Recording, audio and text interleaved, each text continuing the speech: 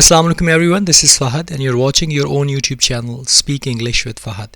Today is 6th of July 2020 and today's Dawn editorial is about a Hindu temple that was constructed in Islamabad. Prime Minister Imran Khan साहब ने जो कहा था कि he has approved 100 millions, तो उसकी historic construction के ऊपर इस्लामाबाद में उन्होंने कहा था क्योंकि उनके मुताबिक 3000 प्लस जो कम्युनिटी है वो वहाँ पे मौजूद है, तो उनके लिए ये होना चाहिए था।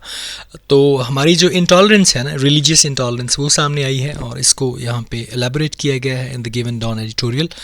आपके लिए क्वेश्चन ये है कि at the end of the editorial आपने अपना ओपिनियन देना है इस बारे में कि आप क्या कहते हैं कि ये इज़ दैट राइट और wrong with solid reasons. I just want your answer in the comment section और कमेंट बॉक्स, वहाँ पे आप ज़रूर मेंशन कीजिएगा। So without wasting your time let me elaborate today's dawn editorial. Bigotry and intolerance reigned supreme yet again last week. Bigotry कहा जाता है बाइस एक साइड पे हो जाना, और intolerance जो है reigned supreme yet again last week। वो कहते हैं पिछले हफ्ते हमें एक और जो supreme reigned है वो देखने में मिली कि हम कितने ज़्यादा प्रिजाइडिंग हैं। When authorities in the federal capital halted the construction of Hindu temple in Islamabad, जब authorities ने क्या किया, फेडरल कैपिटल में जो हिंदू टेम्पल की कंस्ट्रक्शन हो रही थी इस्लामाबाद में, उसको रोक दिया गया। In a commendable move, Prime Minister Imran Khan last month had approved a grant of rupees 100 million for the historic construction of a temple for Islamabad's 3000 strong Hindu population, which includes public and private sector employees, business community members and a large number of doctors. जो एक बड़ी commendable move थी prime minister Imran Khan साहब की तरफ से last month कि उन्होंने 100 मिलियन रुपीज़ जो हैं वो एक हिस्टोरिक कंस्ट्रक्शन के लिए, टेंपल के लिए दिए, और वो उन लोगों के लिए जहाँ पे उन्होंने कहा कि यहाँ पे 3000 तकरीबन हिंदू पॉपुलेशन जो यहाँ पे मौजूद है, जिसमें प्राइवेट सेक्टर में हैं लोग, पब्लिक सेक्टर में हैं, एम्प्लॉयज़ हैं, बिजनेस कम्यूनिटी है, और एक बहुत बड़ी तादाद जो है वो हिंदू डॉक्टर्स की है। However, a story that began with an admirable decision soon took a dark turn. ताहम ये जो एक ज़बरदस्त काबिल तारीफ़ डिसीजन था, ये जल्द ही एक डार्क टर्न में बदल गया, यानी एक बहुत ही एक नेगेटिव इवेंट के तौर पे इसको चेंज कर दिया गया। अ ग्रुप ऑफ क्लैरिक्स का मतलब होता है हमारे रिलीजियस जो लीडर्स हैं, यानी एक हमारे जो रिलीजियस लीडर्स हैं उनका जो ग्रुप है, oppose the building of the temple, उन्होंने इस बिल्डिंग के इस टेम्पल की जो बिल्डिंग है उसकी मुखालफत की। Threatening action if authorities went ahead with the work, और उन्होंने धमकी दी कि वो इसके ख़िलाफ़ एक्शन लेंगे अगर अथॉरिटीज़ जो है उन्होंने काम जारी रखा। The construction was also opposed bye political parties. इस कंस्ट्रक्शन को जो हमारी पॉलिटिकल पार्टीज़ हैं उन्होंने भी अपोज़ किया, इंक्लूडिंग JUIF एंड PMLQ, जिनमें JUIF और PMLQ शामिल हैं। Alas, on Friday, the Capital Development Authority stopped the construction of the boundary wall on the plot meant for the temple. अफसोस की बात यह है कि जुमे वाले दिन कैपिटल डेवलपमेंट अथॉरिटी जो है वो जो बाउंड्री वॉल बना रहे थे प्लॉट की, उसने उसको स्टॉप कर दिया टेम्पल के लिए, साइटिंग लीगल रीजंस, और उन्होंने कहा कि जी कुछ लीगल रीजंस हैं। Although legality and fine print are being cited as the basis for which the construction of the temple wall was stopped, और उसके साथ साथ कुछ फाइन प्रिंट और लीगलिटी भी है, वो भी साइटेड है। उन्होंने कहा कि ये बेसिस हैं जिसकी वजह से हमने कंस्ट्रक्शन जो है टेम्पल वॉल की वो रोक दी है। It is evident that the decision to stop building was taken after pressure was exerted by the groups that have so vocally opposed it. और ये देखा जा सकता है कि ये जो डिसीजन है बिल्डिंग के काम को रोकने का, ये उस प्रेशर की वजह से हुआ जो अप्लाई किया गया था उन ग्रुप्स ने जिन्होंने शदीद अल्फाज में इसकी मजम्मत की। ऑफिशियली या CDA की अगर बात करें तो Capital Development Authority of Islamabad spokesman said that the building control laws of the civic authority clearly stated that no activity could take place on the plot until the building plan was approved. अगर CDA की बात करें तो CDA के spokesman ने कहा कि building control laws जो हैं और सिविक अथॉरिटी जो है उसने क्लियरली इस बात को स्टेट किया है कि किसी किस्म की कोई भी एक्टिविटी उस वक्त तक नहीं होती जब तक बिल्डिंग प्लान जो है अप्रूव्ड नहीं हो जाता। However, a senior officer of CDA acknowledged that it was possibly the first time that this clause had been enforced, as all owners were allowed to construct a boundary wall to ensure possession of their plot even when other formalities continue.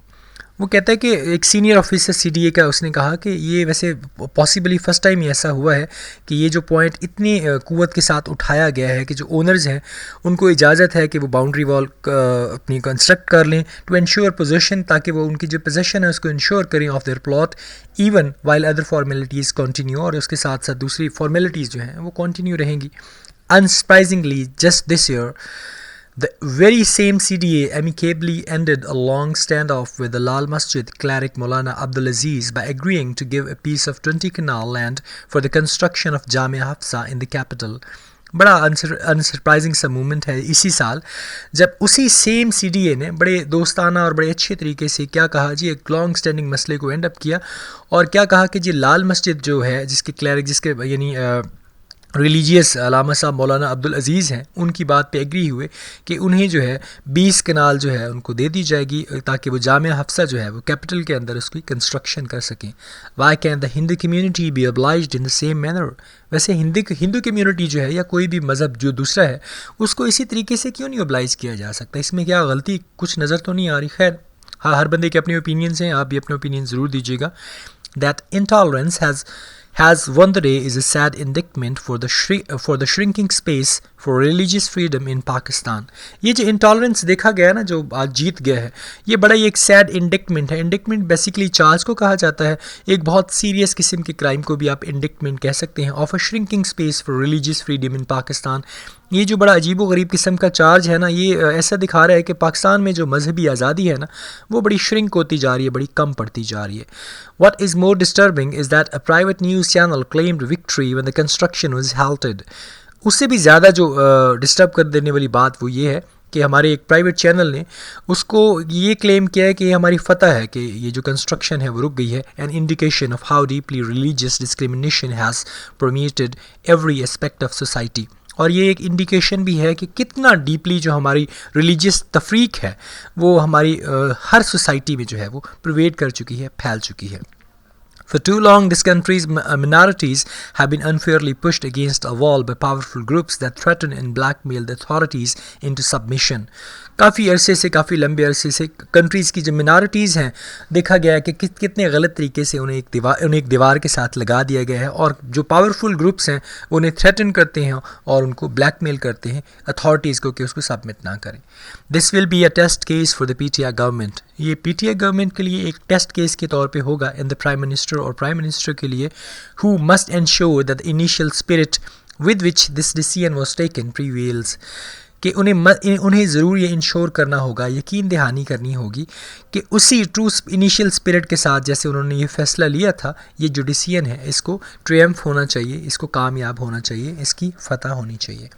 जैसे मैंने in the start आपको कहा था, question is very simple, you will have to write your own opinion about temple construction in Pakistan. आप इसके against भी जा सकते हैं, इसके राइट में भी जा सकते हैं, लेकिन अगर आप इसके अगेंस्ट जाते हैं तो you will have to write almost 2 to 3 solid reasons. अगर आप इसकी फेवर में जाते हो तो फिर भी आपको you will have to write like 2 to 3 solid reasons about that, ताकि मुझे पता चले, ताकि हम पढ़ सकें कि आपकी इसके बारे में क्या राय है या मेरी इसके बारे में क्या राय है। दूसरी बात, ये हेल्पफुल होगा आपकी ओपिनियन राइटिंग में, ये हेल्पफुल होगा आपके एसेस के हवाले से कि अगर आपके पास इस तरह की कोई आउटलाइन आती है तो आप इसमें क्या लिखते हैं। अच्छा, ये बिल्कुल आपकी ओपिनियन पे है, इसमें से आपने ये नहीं देखना कि आर्टिकल में क्या लिखा हुआ है, you will have to write your own. अच्छा, let me discuss about the vocabulary that we have here.